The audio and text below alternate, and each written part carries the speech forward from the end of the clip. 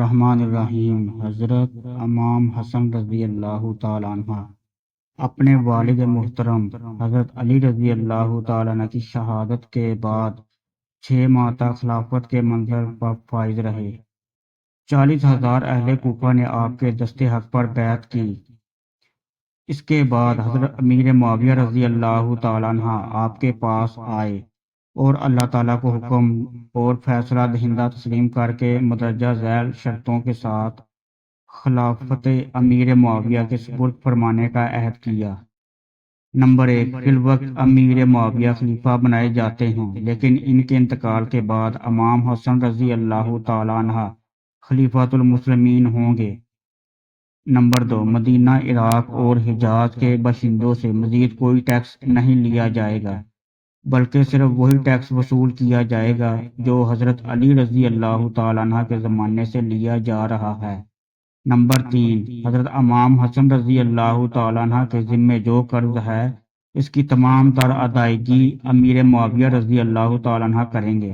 ان تمام شرطوں کو حضرت امیر معاویہ اور حضرت امام حسن رضی اللہ تعالیٰ عنہ نے قبول کر لیا اور آپس میں صلح ہوگی، اور رسول اللہ صلی اللہ علیہ وآلہ وسلم کا یہ معجزہ ظاہر ہو گیا جو آپ نے فرمایا تھا کہ میرا یہ بیٹا مسلمانوں کی 2 عظیم جماعتوں سے صلح کرائے گا۔ حضرت امام حسن رضی اللہ تعالیٰ عنہ نے اس صلح کے بعد تخت خلافت حضرت امیر معاویہ کے سپرد فرمایا۔ یہ سپردگی ماہ ربیع الاول 41 ہجری میں بقول بعض ماہ ربیع الثانی 41 ہجری میں ہوئی۔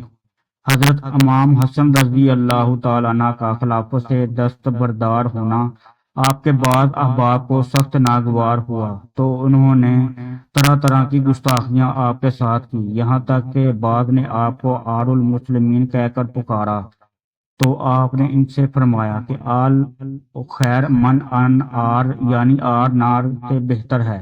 ایک شخص نے آپ کو یہ کہہ کر پکارا، اے مسلمانوں کو ذلیل کرنے والے، السلام علیکم۔ اس پر آپ رضی اللہ تعالیٰ عنہ نے فرمایا، میں مسلمانوں کو ذلیل کرانے والا نہیں ہوں، البتہ میں نے یہ پسند نہیں کیا کہ ملک کے لیے جدال و قتال کراؤں۔ خلافت سے دستبردار ہونے کے بعد حضرت امام حسن رضی اللہ تعالیٰ عنہ کوفہ سے مدینہ تشریف لے گئے اور پھر وہیں قیام پذیر ہو گئے۔ حاکم نے حضرت جبیر بن نفیر کی زبانی لکھا ہے کہ میں نے حضرت امام حسن رضی اللہ تعالیٰ عنہ سے ایک روز عرض کیا کہ لوگ کہتے ہیں کہ آپ پھر خلافت کے خواستگار ہیں۔ یہ سن کر آپ نے ارشاد فرمایا، جس وقت عربوں کے سر میرے ہاتھ میں تھے، یعنی ان لوگوں نے میرے ہاتھ پر مرنے جینے کی بیعت کی تھی، اس زمانے میں جس سے میں چاہتا ان کو لڑا دیتا اور جس سے چاہتا صلح کرا دیتا، لیکن میں نے صرف اللہ تعالیٰ کی رضا مندی کے حصول کے لیے خلافت سے دستبرداری دے دی اور امت محمدی کے خون کو مفت بہنے نہیں دیا۔ پس جس خلافت سے محض اللہ تعالیٰ کی رضا مندی کے حصول کے لیے دستبردار ہو گیا ہوں، اب میں اس کے باشندگان حجاز کی خوشنودی کے لیے دوبارہ حاصل نہیں کر سکتا۔ خلافت سے دستبردار ہونے کے بعد حضرت امام حسن رضی اللہ تعالیٰ عنہ کوفے سے مدینہ تشریف لے آئے اور اپنے نانا جان نبی کریم صلی اللہ علیہ وآلہ وسلم کے جوار اقدس میں آخر تک مقیم رہے۔ آپ شروع ہی سے بہت سخی تھے اور خلافت سے دستبرداری کے بعد آپ کی سخاوت میں کسی قسم کی کوئی کمی نہیں ہوئی، اور حضرت امیر معاویہ رضی اللہ تعالیٰ عنہ کی جانب سے جو کچھ وظائف آپ کو ملتے تھے، ان میں سے بھی آپ کو اکثر آپ خیرات و بخشش فرما دیا کرتے تھے۔ بہقی اور ابن عساکر نے شام کے والد کے حوالے سے بیان کیا ہے کہ ایک مرتبہ حضرت امام حسن رضی اللہ تعالیٰ عنہ بہت تنگ و دست ہو گئے۔ حضرت امیر معاویہ رضی اللہ تعالیٰ عنہ ہر سال ان کو 1,00,000 درہم بطور وظیفہ دیا کرتے تھے، وہ انہوں نے روک دیا تو آپ کو بہت تنگی پیش آئی۔ آپ نے حضرت امیر معاویہ کی یاد دہانی کے لیے اپنی حالت پر مبنی ایک رکا لکھنا چاہا، کلم و دعا طلب کیا، لیکن پھر کچھ سمجھ کر اپنے آپ کو روک لیا۔ اسی روز آپ نے اپنے نانا جان حضور اکرم صلی اللہ علیہ وآلہ وسلم کو خواب میں دیکھا۔ حضور صلی اللہ علیہ وآلہ وسلم نے فرمایا، اے فرزند، کیا حال ہے؟ آپ نے عرض کیا، نانا جان خیریت ہے، لیکن تنگ دستی آ گئی ہے۔ آپ صلی اللہ علیہ وآلہ وسلم نے ارشاد فرمایا، کیا تم نے کلم و دعات اسی غرض سے منگوائی تھی کہ اپنی تنگی دستی کے لیے ایک مخلوق کے پاس کچھ لکھو؟ آپ نے عرض کیا، ہاں یا رسول اللہ صلی اللہ علیہ وآلہ وسلم۔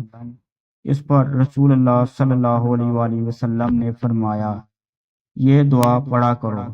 حضرت امام حسن رضی اللہ تعالی عنہ فرماتے ہیں کہ مجھے یہ دعا پڑھے ایک ہفتہ بھی نہ گزرنے پایا کہ میں امیر معاویہ نے مجھے 5 لاکھ درہم بھیج دیے، جس پر میں نے اللہ تعالیٰ کا شکر ادا کرتے ہوئے کہا کہ تمام تعریفیں اللہ تعالیٰ ہی کے لیے ہیں، جو اپنے یاد کرنے والوں کو کبھی فراموش نہیں فرماتا اور اپنے مانگنے والوں کو محروم و نا امید نہیں فرماتا۔ اس کے بعد حضرت امام حسن رضی اللہ تعالی عنہ نے پھر رسول اللہ صلی اللہ علیہ وآلہ وسلم کی زیارت فرمائی۔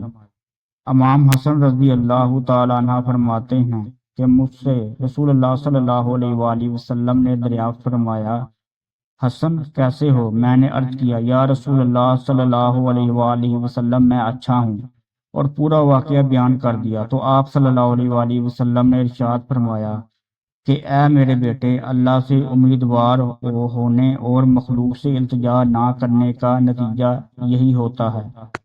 حضرت امام حسن رضی اللہ تعالی عنہ ایک مرتبہ پیدل حج کرنے تشریف لے گئے تو آپ کے پاؤں میں ورم آ گیا۔ آپ کے کسی غلام نے عرض کی، کاش کہ آپ کسی سواری پر سوار ہو جائیں تاکہ ورم کم ہو جائیں۔ آپ نے اس کی درخواست قبول نہ فرمائی اور ارشاد فرمایا، جب تم گھر پہنچو گے تو تمہیں ایک حبشی ملے گا جس کے پاس کچھ تیل ہوگا، تم اس سے تیل خرید لینا اور جھگڑا مت کرنا۔ غلام نے کہا، میرے ماں باپ آپ پر قربان، ہم نے کسی جگہ بھی کوئی ایسا آدمی نہیں دیکھا جس کے پاس تیل ہو۔ جب وہ اپنی منزل پر پہنچے تو وہ حبشی دکھائی دیا۔ حضرت امام حسن رضی اللہ تعالی عنہ نے اپنے غلام سے فرمایا، یہ ہے کہ وہ حبشی جس کے متعلق میں نے بتایا تھا، جاؤ اور اس سے تیل خرید لاؤ اور قیمت ادا کر آؤ۔ یوں ہی غلام اس حبشی کے پاس گیا اور تیل طلب کیا تو اس نے کہا، تیل کس کے لیے خرید رہے ہو؟ غلام نے کہا، حضرت امام حسن رضی اللہ تعالی عنہ کے لیے۔ اس نے کہا، مجھے ان کے پاس لے چلو، میں ان کا غلام ہوں۔ جب وہ حبشی آپ کے پاس پہنچا تو کہا، میں آپ کا غلام ہوں، تیل کی قیمت نہیں لوں گا، آپ بس میری بیوی کے لیے جو دروازہ میں مبتلا ہے دعا فرمائیں کہ اللہ تعالیٰ اسے ایک صحیح الاعضاء بچہ عطا فرمائے۔ آپ نے فرمایا، اپنے گھر لوٹ جاؤ، اللہ تعالیٰ تمہیں ایسا ہی بیٹا عطا فرمائے گا جیسا تم چاہتے ہو، وہ ہمارے پیروکار ہوگا۔ حبشی گھر گیا تو دیکھا کہ آپ کے فرمان کے مطابق بچہ پیدا ہو گیا۔ آپ کی ایک کرامت یہ ہے کہ ایک دن آپ حضرت زبیر رضی اللہ تعالیٰ عنہ کے کسی بچے کے ساتھ کہیں سفر پر تھے کہ ایک ایسے نخلستان میں قیام پذیر ہوئے جو بالکل خشک تھا اور کھجوروں کے درخت بھی خشک پڑے ہوئے تھے۔ حضرت حسن رضی اللہ تعالی عنہ نخلستان کے ایک کونے میں بیٹھے تھے۔ ابن زبیر رضی اللہ تعالی عنہ نے عرض کیا، اے کاش اس نخلستان میں تازہ کھجوریں ہوتی جنہیں ہم کھاتے۔ حضرت امام حسن رضی اللہ تعالی عنہ نے فرمایا، کیا تازہ کھجوریں چاہتے ہو؟ ابن زبیر نے کہا، ہاں۔ آپ نے دعا کے لیے ہاتھ اٹھایا اور زیر لب کچھ پڑا جو کسی کو معلوم نہ ہوا۔ فوراً کھجور کا ایک درخت تر و تازہ اور بارآور ہو گیا، اس میں تازہ کھجوریں لگ گئیں۔ ان کا ساتھی شتر بان بولا، بخدا یہ تو جادو ہے۔ حضرت حسن رضی اللہ تعالی عنہ نے فرمایا، یہ جادو نہیں، فرزند رسول کی دعائے مستجاب کا اثر ہے۔ اس کے بعد لوگوں نے خوب شکم سیر ہو کر کھایا۔